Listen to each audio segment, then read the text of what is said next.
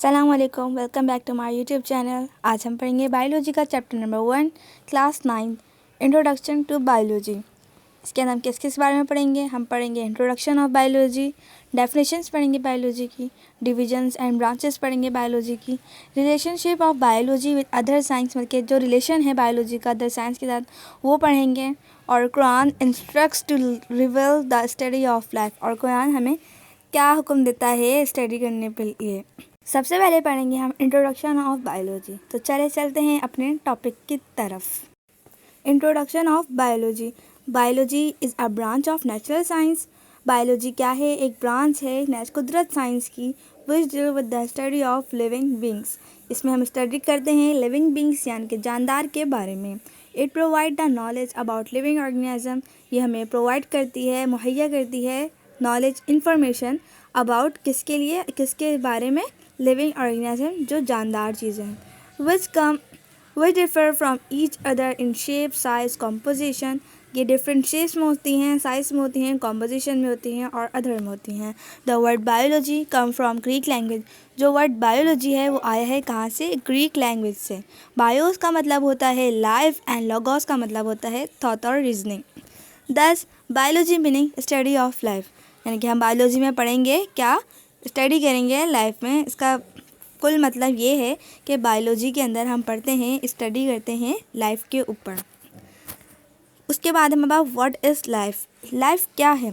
Life can not be defined properly. हम life को हम एकदम प्रिपेयरली डिफाइन नहीं कर सकते, but on the basis of life process. But कुछ प्रोसेस होते हैं जिसके ज़रिए हम कुछ थोड़ा सा फाइंड कर सकते हैं।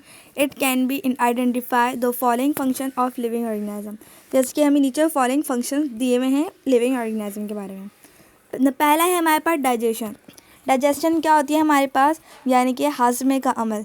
किसी भी चीज़ को ब्लॉक कर देना, जब हम कोई ग़िज़ा खाते हैं को तोड़कर एनर्जी बनाता है, हमें एनर्जी फ्राहम करता है, वो क्या कहलाता है? डाइजेशन। और डाइजेशन होती है लिविंग ऑर्गेनिज्म में। उसके बाद होती है हमारे पास रिस्पायरेशन। रिस्पायरेशन क्या है? रिस्पायरेशन का मतलब होता है सांस लेना, यानी कि सांस किसी ऑक्सीजन का अंदर आना, बाहर जाना। जैसे कार्बोहाइड्रेट हम का बाहर जाना और ऑक्सीजन हम अंदर इनहेल करते हैं, तो इनहेल करना। उसके बाद है मेटाबॉलिज्म। मेटाबॉलिज्म दो किस्म के होते हैं।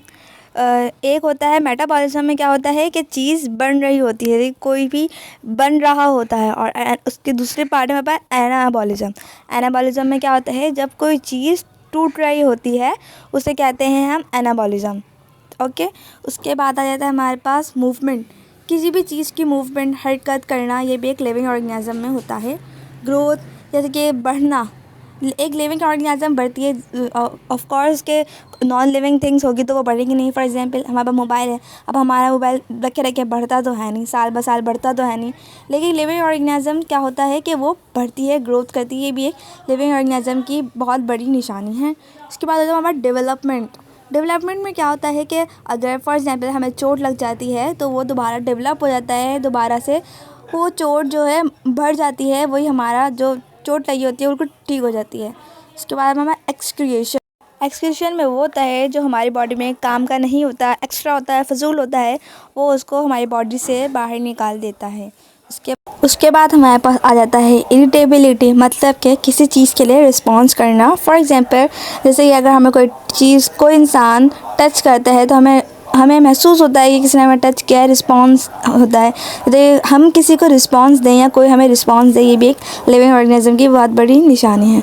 उसके बाद आ जाती है रिप्रोडक्शन, मतलब कि कोई चीज़ ख़राब हो जाए तो उसको दोबारा से उसकी रियल पोजीशन पे ले आना, उसको दोबारा से ठीक कर देना। इसमें भी चोट की एग्जांपल है कि अगर हमें चोट लगती है वो दोबारा से ठीक हो जाती है, तो वो भी रिप्रोडक्शन का ही प्रोसेस कहलाता है, ये भी रिप्रोडक्शन ही होता है।